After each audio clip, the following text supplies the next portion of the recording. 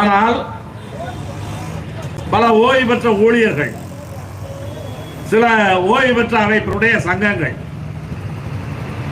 இந்த மாதிரியான ஒரு போராட்டம் நடத்தினால் நாளை காலையில் எங்களுக்கு டிஏ கிடைக்க போகுது, நீங்க போய் போராட்டம் நடத்தி இந்த கிடைக்கிற டிஏ நிறுத்திடாதீங்க அப்படின்னு சொல்லி சமூக வலைத்தளத்திலே பதிவுகளை போட்டார்கள். சில சங்கங்கள் நேரடியாக கூட நம்மிடம் பேசினார்கள், வேண்டாங்க ஜட்ஜு கோவிச்சுக்குவாரு, ஜட்ஜு கோவிச்சுக்கிட்டாருன்னா உள்ளதும் சிக்கலாகி போயிடும் அப்படின்னு சொன்னாங்க. நமக்கு நீதிமன்றத்திலே என்ன நடக்கிறது, என்ன நடக்க போகிறது, என்ன நடக்கும் என்பது நமக்கு தெரியாத விஷயம் அல்ல. இன்றைக்கு போக்குவரத்து கழகங்கள் ஆரம்பித்து 50 ஆண்டுகளுக்கு மேல் ஆகின்றது. இந்த 50 ஆண்டு காலத்திலே போக்குவரத்து கழகங்களிலே உள்ள பல்வேறு பிரச்சனைகளுக்காக நீதிமன்றத்திலே வழக்காடிய சங்கங்கள் தான் இங்கே உட்கார்ந்து இருக்கிறோம். ஆயிரக்கணக்கான வழக்குகளை நாம் நீதிமன்றத்திலே தாக்கல் செய்திருக்கின்றோம். அது தொழிலாளர்களுடைய அடிப்படை பிரச்சனைகளுக்கான வழக்கம் இருக்கின்றது, பாதிக்கப்பட்ட தொழிலாளர்களுக்கு நிவாரணம் கேட்ட வழக்கம் இருக்கின்றது. இப்படி பல வழக்குகளை நாம் நடத்தி இருக்கின்றோம். இன்றைக்கும் கூட வழக்குகளை நடத்தி கொண்டிருக்கின்றோம். வழக்கு நடத்தாதெல்லாம் நமக்கு கிடையாது. நமக்கு வழக்குகளை பற்றியெல்லாம் நன்றாகவே தெரியும். இந்த வழக்குகள் எல்லாம் நடக்கும் பொழுது நம்முடைய அனுபவம் என்ன? 10 நாள் சிஎல் என்றார்கள். 10 நாள் சிஎல்ஐ கேட்டு வழக்கு போட்டோம். அதுவும் உச்ச நீதிமன்றம் வரை சென்று செய்தது, வெற்றி பெற்றது. அதே போல இதே ஓய்வூதியத்தை அதிமுக அரசு நிறுத்தியது. அதற்கும் நீதிமன்றத்திலே வழக்கு போட்டு ஓய்வூதியத்தை திரும்ப பெற்றோம். இப்படி வழக்குகள் ஒரு பக்கம் நடத்தினாலும் கூட வழக்கு என்பது, நீதிமன்றம் என்பது நம்முடைய நியாயங்களை நிலைநிறுத்துவதற்கு ஒரு பாதை, ஒரு வழி. ஆனால் ஒரு வழியிலே மட்டும் எல்லாம் முடிந்துடலாம் என்ற நம்பிக்கை, அப்படிப்பட்ட ஒரு மூட நம்பிக்கை நமக்கு கிடையாது. இதனால மட்டும் முடியும். ஒரு பக்கம் நீதிமன்றத்திலே வழக்கு நடத்த வேண்டும், மறுபக்கத்திலே களத்திலே இறங்கி போராட வேண்டும், இன்னொரு பக்கத்திலே நிர்வாகத்தோடு பேச்சுவார்த்தை நடத்த வேண்டும். கடந்த கால வரலாறும் சரி, எதிர்கால வரலாறும் சரி, இப்படித்தான் பிரச்சனையை தீர்க்க முடியும். எல்லா பிரச்சனை இதில் இங்க இருக்கக்கூடிய சங்கங்கள் இப்ப இன்றைக்கு கூட நாம் வழக்கு போட்டிருக்கிறோம்.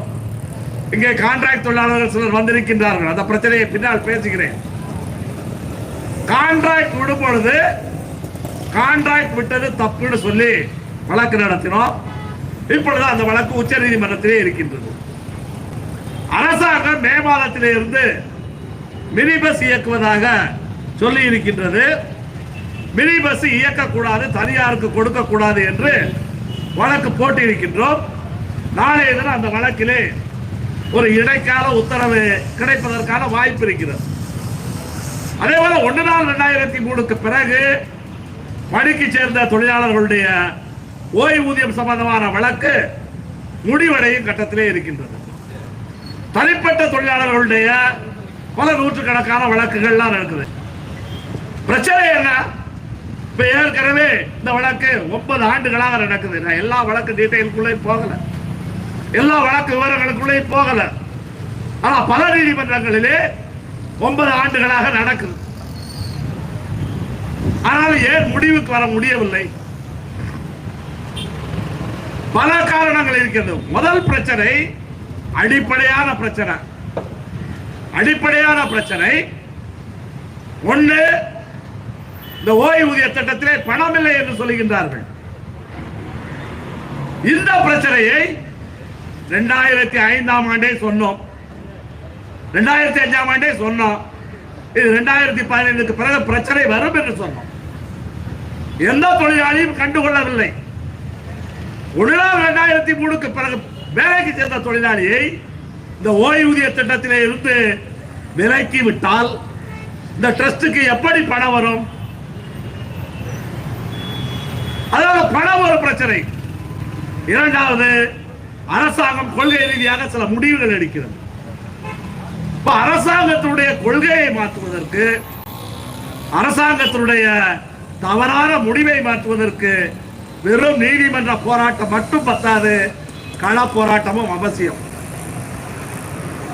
தொழிலாளர்கள், பழைய தொழிலாளிகளும் புதிய தொழிலாளிகளும் ஒன்றிணைய வேண்டும். இந்த பிரச்சனை எப்போ தீர்ந்துருங்க. போன ஜனவரி 9, 10 வேலை நிறுத்தம் செய்தோம். அந்த வேலை நிறுத்தத்தில் பல கோரிக்கை இருந்தது. இறுதியாக வேலை நிறுத்தம் சரியா தப்பான நீதிமன்றத்துக்கு வழக்கு போச்சு. நீதிபதிகளே, நாம் நீதிமன்றத்திலே வேலை நிறுத்தம் சரி என்றுதான் வாதாடினோம். நாம் வேலை நிறுத்தம் செய்வோம் என்றுதான் வாதாடினோம். நாம் நீதிமன்றத்திலே தனியா எந்த கோரிக்கையை வைக்கவில்லை. ஆனால் நீதிபதிகளே, இந்த வேலை நிறுத்தம் செய்த பிரச்சாரம், இந்த வேலை நிறுத்தம் பொதுமக்கள் மத்தியிலே கொண்டு சேர்த்த விஷயம், இந்த வேலை நிறுத்தம் பத்திரிகைகளிலே விவாதிக்கப்பட்ட விஷயம், இதன் காரணமாக நீதிமன்றமே என்ன செய்தது? ஓய்வு பெற்ற ஊழியர்களுக்கு ஒரு 2000 ரூபாயாவது கொடுங்கள். அது நீதிமன்றம் தான் சொல்லுச்சு. அப்படிப்பட்ட ஒரு வேலை நிறுத்தம், இந்த வேலை நிறுத்தத்திலே ஒரு மிகப்பெரிய ஒற்றுமையை உருவாக்கி போராட்டத்தை நடத்தினோம். இந்த ஒற்றுமையை சீர்குலைத்தது யார்? இந்த ஒற்றுமைக்கு குறுக்கே நின்றது யார்? இதை சீர்குலைத்தவர்கள், குறுக்கே நின்றவர்கள், அவர்கள்தான் இந்த ஓய்வூதியர்களுக்கு மிகப்பெரிய துரோகம் செய்தார்கள். இன்னைக்கு இந்த பிரச்சனை தீராமல் இருப்பதற்கு அந்த போராட்டத்தை சீர்குலைத்தவர் ஒரு பக்கம் ஆளுங்கட்சி சங்கத்துக்கு மிகப்பெரிய பங்கு இருக்கின்றது. போராட்டம் முடிந்தவுடனே ஒரு நோட்டீஸ் போட்டோம்.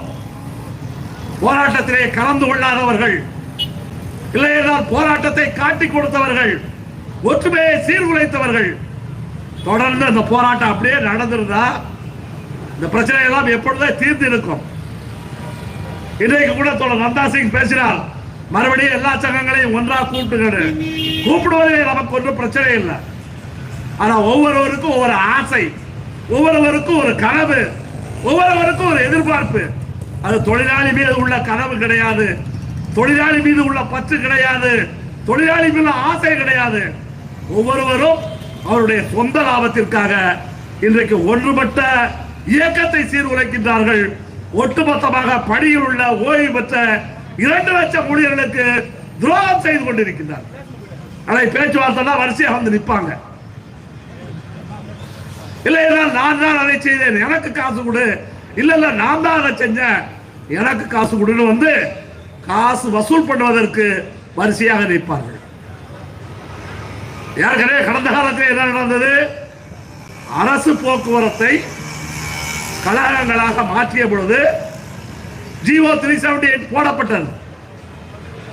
ஜிஓ 378 வழக்கெல்லாம் நடத்தினோம்.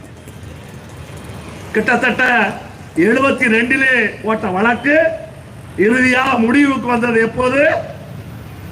ஒரு 30 ஆண்டுகள் கழித்து 2000 வாக்குகள் முடிவுக்கு வந்துச்சு.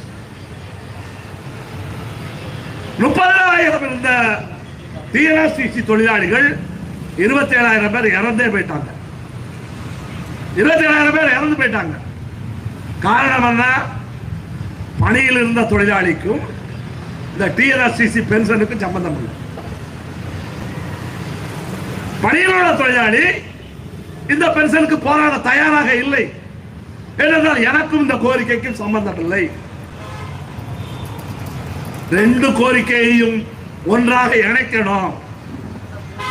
இப்ப இன்றைக்கும் கூட ஒரு 20,000 தொழிலாளிகள் தான் இருக்கிறாங்க, பழைய பென்ஷன் தொழிலாளி.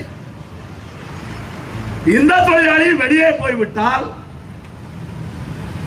என்ன நிலைமையாகும்? அப்போ எல்லோரையும் ஒன்றிணைத்து ஒரு வலுவான போராட்டத்துக்கு போக வேண்டும் என்பதுதான் இன்றைக்கு நம்முடைய பிரச்சனைக்கு தீர்வு.